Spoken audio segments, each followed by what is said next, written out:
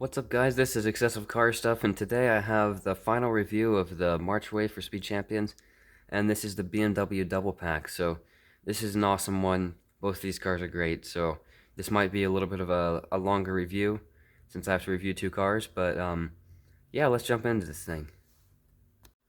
So, before we start here, I kind of just want to appreciate this box art. I don't really do this with any of the other sets because we kind of all seen it before, but this does have a nice picture on the front. I apologize for the glare, but there's you got both cars just going past a finish line like you would expect them to, but we've got like a good motion blur there, and yes, I've already opened it, but we've got the cars on the side there, Speed Champions logos, and just kind of like a cool scene on the back. Just the lighting in this and all those things are really cool to me. We've also got a good view of the interior on the M4, which makes me happy because that is probably the best thing about that car. It's once we get into that, it's really something different. We haven't seen anything like this before, but yeah, it's just got some good views of these cars, so I figured it'd be worth showing. All right, so first up here we've got the BMW M Hybrid V8. So this is BMW's Le Mans car or LMDH car for 2023, I think it is, and I've probably been using it for a bit now. But yeah, so we've got it's very similar to the Porsche 963, which is also a great set.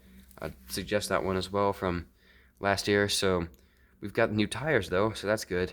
Actually, something you will notice is these wheel covers don't come in the set. I just put them on because I think it makes it look better. It's more accurate to the real car. Without these, it would look like this, which isn't bad, but it's just less accurate. They sink in a little bit more. It's a little bit more. It's a different shape than the real thing, but it's an easy fix if you have extra ones of these. These are more common in 6 wide Speed Champion sets because they use those slightly smaller wheels. But yeah, so those aren't hard to come by. They're not expensive on Bricklink. You can just pick some up pretty easy. But yeah, so I've got a full set of those in the car. I just think it makes it look better. We've got a good back view here. Unfortunately, those taillights are stickers, which is quite disappointing actually, because same with the headlights actually. But Lego promised us that after the whole Supra disaster with those headlights, I mean the rest of the car is pretty good, but after the whole Toyota Supra headlight disaster, they promised that they would make either printed or brick built headlights, and here that is broken. They kept it beforehand. It is now officially broken, so I think that they kind of have a bit of a free way to do whatever they want now, which kind of sucks, but they still look good. They still look great. I mean, it's looks just like a print would, so I don't know. Maybe the printing process was difficult for this. I doubt it. I think they were just trying to save some money, which, hey, companies are companies. They're gonna do what they want to make money, and I know that Lego loves what they do, but they also need to get paid. So, just a little bit of the real world there. So, it is unfortunate, but it's still a good looking car, and I'm not gonna hate it for that. I think it looks great still. There's also stickers and prints on this windshield, which is weird.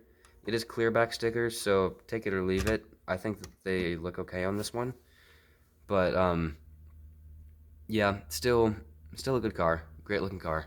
Um, those are probably the only negatives for this thing. Otherwise, this is great. So we've got this cool brick built BMW grille up here. I do have to say this probably should have been black and then have the blue printed on top of it. It just would have floated a little bit better because from this angle it would have looked a little bit more like the real thing. Other than that, though, it's still a good print. Yeah, that's printed, so you don't have to put like a tiny sticker on that or anything. That'd be terrible. But yeah, we've just got a really cool livery across this whole car. Um, Especially just like I love this thing, the big fin there that connects to the spoiler.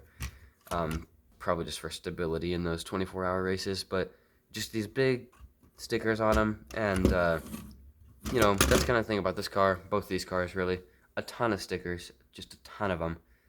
But I'm as much as some people may dislike me for this, I'm not the biggest sticker hater. I mean, I don't like them, but I also don't have a problem with them as long as it's not too excessive. And this almost feels excessive, but whenever you think about what they are, and they're race cars that have a ton of sponsors and crazy liveries, it makes them way more accurate to the real car. I would rather it be a lot of stickers that have a bunch of printed pieces that you can't reuse for anything else, And I'm not really the kind of person to buy parts packs for these kind of things, but for people who do want those, a bunch of printed pieces isn't fun. You can just save the sticker sheets, sell them, whatever you want. But if you print on those pieces, you're gonna have to go through that whole process of erasing prints, and it kind of feels like a sin. So, you know, essentially, I don't know, I've kind of rambled on about these stickers a lot, but essentially, it is a good car. It's a very good looking car, and I think that people are dogging on it too much. But um, even though it does have some problems, it also has a lot of good things. So, especially just the like the overall shaping of the car, especially on the sides here. It is a bit jagged right there, but the rest of it's very flowing and good looking. It's got a very wide rear wing, so that's nice. We've got the interior here, printed steering wheel. It's hard to see from this angle, but that's awesome. Same one that they used in this other BMW and the McLaren Formula One car, so that's nice to have again. Kind of an interesting way that they did this. They just really compacted this, just like the real car. Actually, there's like no space in the real car, but so we've got these little plates that they used for the side just to get it at that perfect level so there's no gaps between anything. Great looking, in my opinion. Looks great. You know, fantastic. But, yeah, it is quite a bit like the Porsche, so there's not a whole lot of new things that I have to say, but it looks great next to the Porsche. The build process was fairly straightforward, except the side pods were kind of a different thing. They had some cool techniques in there. There's a lot of cool attachment techniques. Sorry, whatever. Techniques. Yes, there's a bunch of cool attachment techniques in this car. So for the build process, it's probably a solid 7 out of 10. It's definitely not the most engaging, but also still really fun to do. So yeah, lots of cool stuff about this car. I suggest this 2-pack for this car. It's not just for the M4. The M4 probably is the main attraction for this one, but the M Hybrid V8 is still a very solid, good-looking car. So I'd give this one probably a solid, yeah, probably a solid 7 out of 10. It's a good car.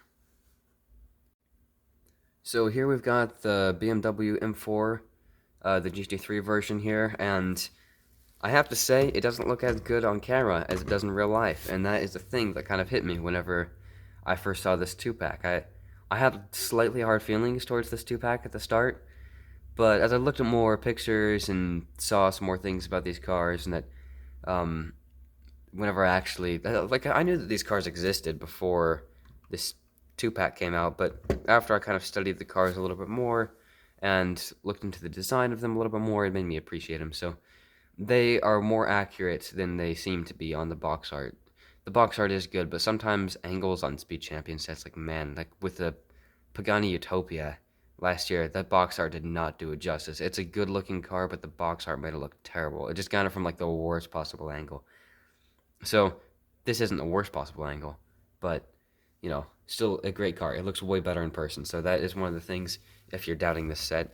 It has like a cool little gas cap thing that they've got here, and this kind of doubles. It's got some Technic pins that run through, and then put this tile here, this kind of assembly at just a slight tilt, so that it's not too flat or anything. You kind of get the curves of the car, because the real car is pretty curvy, as well as angular. So we've got some good stuff up here for those angles. Yellow lights, which is awesome. That's just you know, all this is brick built up here. So we've got those new pieces in yellow, or trans yellow. It's side piped. That's how the real car is. So it's an inline 6 in front, and spits right out the side. So it makes a lot more horsepower than it would. We've got this antenna here. Big diffuser in the back. Traditional GT3 type things. We've got a printed BMW symbol too. That's awesome. Yeah, lights. We've also got those pieces that they use for the front in trans red. We've got some BMW logos up there. Another cool thing is actually under the spoiler, which you'd be able to see that if if you were that low.